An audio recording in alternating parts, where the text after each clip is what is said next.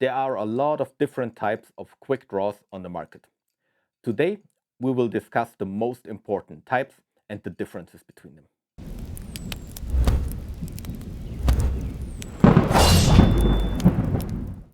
Hey guys, welcome to the high ground.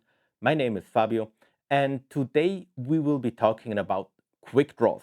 In the last few videos, we were a lot out in nature. We were in the US, we freed soloed mountains in Switzerland, and I thought I could give you another video that is more a tutorial out of my gear shed.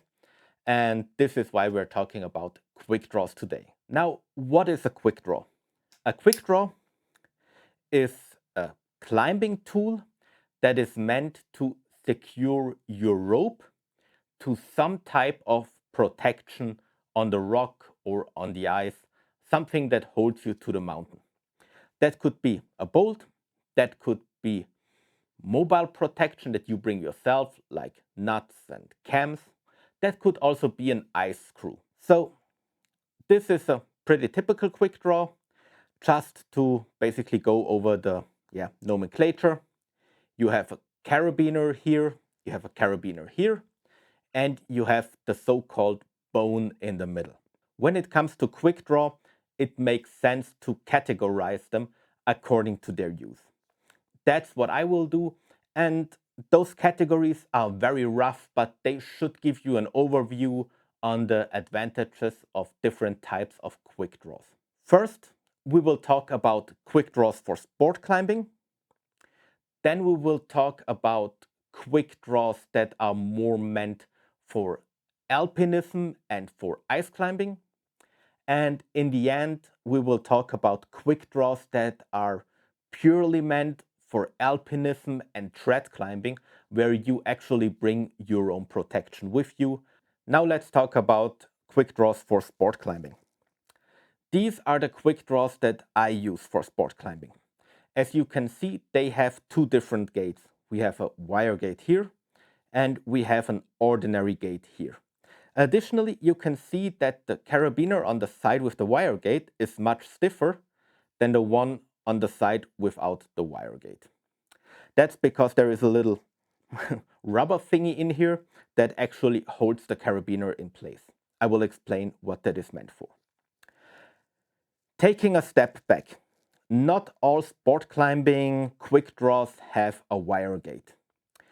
The disadvantage of a wire gate is, of course, that it is not as durable as an ordinary gate like this one here. So in rock gyms where you have quick draws where people fall a lot on them, you get a lot of usage.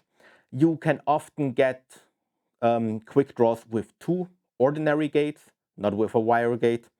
Also, quick draws that are specifically meant for projecting a route, etc.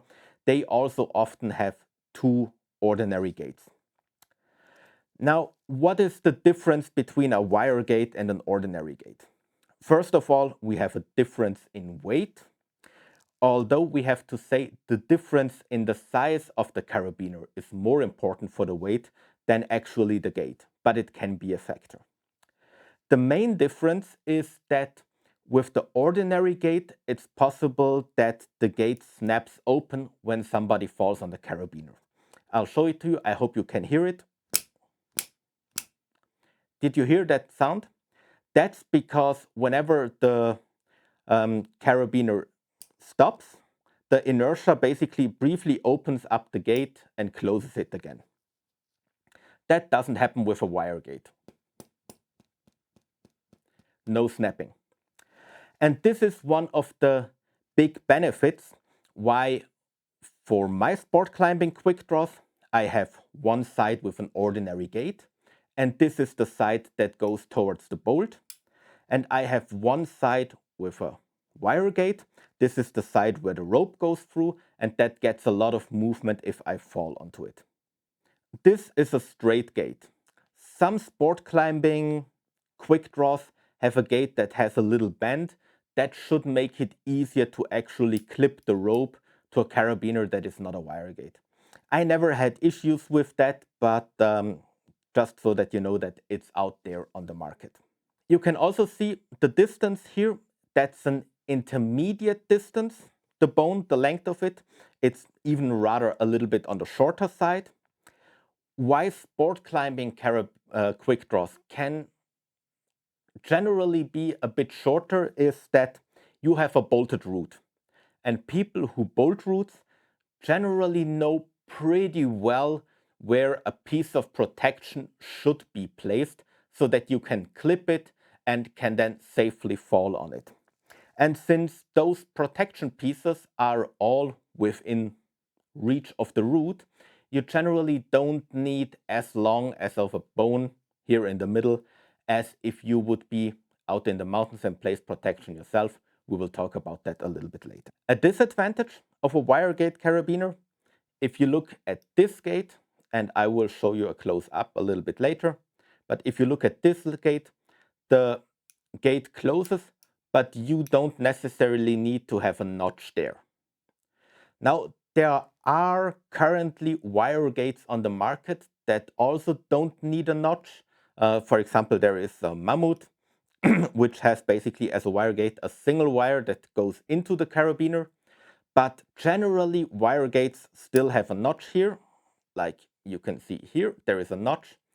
And that can be pretty annoying when either you clip it to a bolt and then you get stuck at the bolt or the rope gets stuck in it.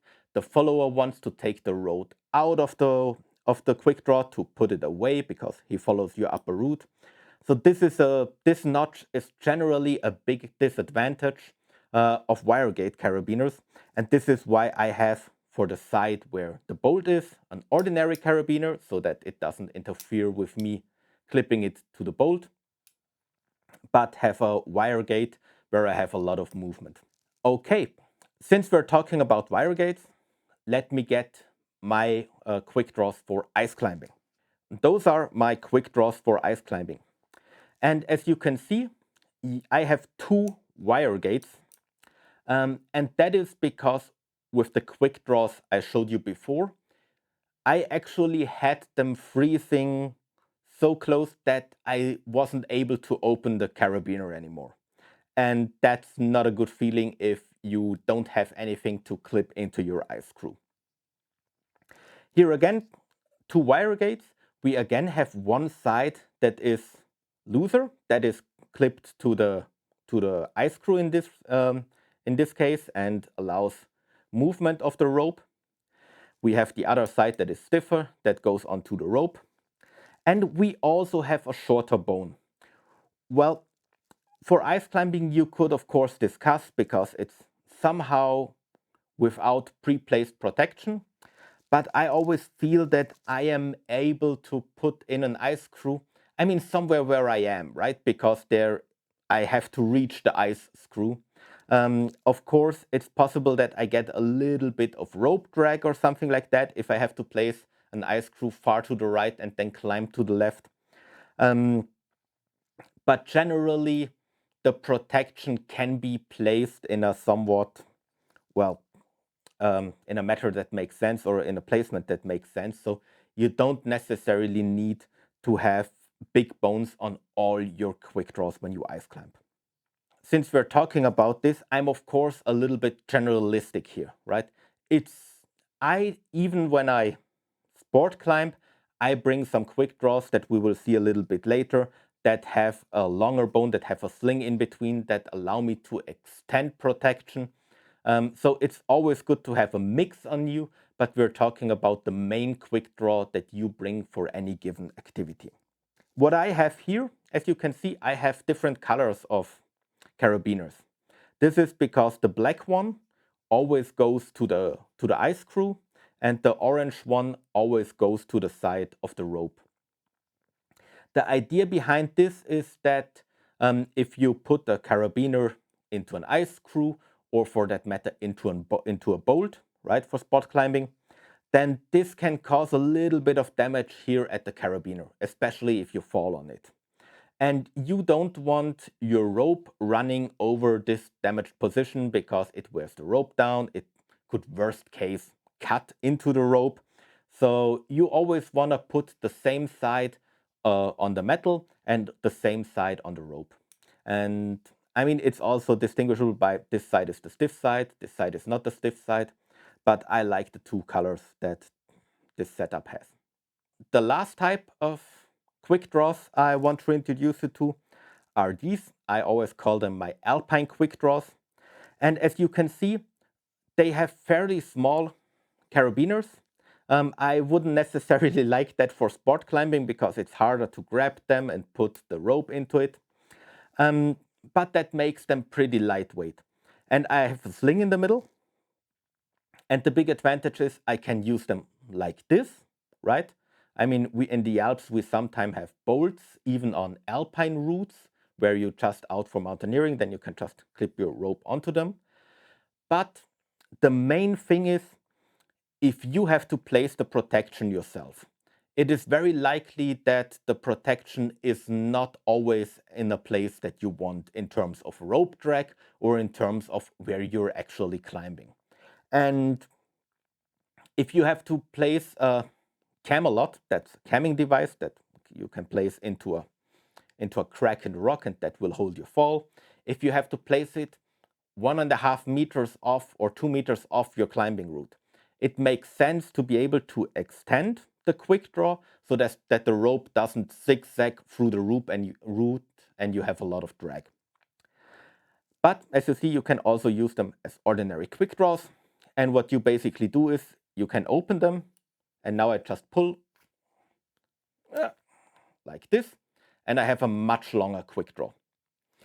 On the other hand, as you can see, they are not stiff. I also, when I ran out of gear, I just used the sling for something. So you're pretty versatile with that. I like these a lot for mountaineering and all types of more difficult alpinism. And if you want to put them back together, you just go one through the other, clip that one into it, and there you are again. So this is really a tool I like. Again, I have two different colors at the ends of my quick draws. The cold color, the purple one, is always the one that goes to the steel. The orange one is always the one at the rope. Okay, that was a very brief overview. I know that, for example, Mammut is actually selling those Alpine quick draws, but you can easily make them yourself, right? I mean, I bought a bunch of those cheap, small Mammut carabiners. You have to, of course, buy carabiners that are not only for carrying gear, but that are actually meant to take a load. I mean, they are all load bearing. They can take 20 kilonewton like this, right? So they're rated carabiners. Don't take just the gear carabiners. And those slings, those are actually black diamond slings. And I bought them on sale, I think 20 of them. And then I just combined it so that I have my Alpine quick draws. That's what you need to know in a first instance on the different types of quick draws. There is a lot more to discuss when we go more into detail. Of course, people have different preferences, but generally these are the advantages and disadvantages of different types and the different types of quick draws you can use. Thank you very much for watching this video. I appreciate your time. If you haven't done so, please follow the channel. I do a lot of outdoor climbing, exploration stuff, also preparedness. Yeah, as said, thank you, and I'll see you next time.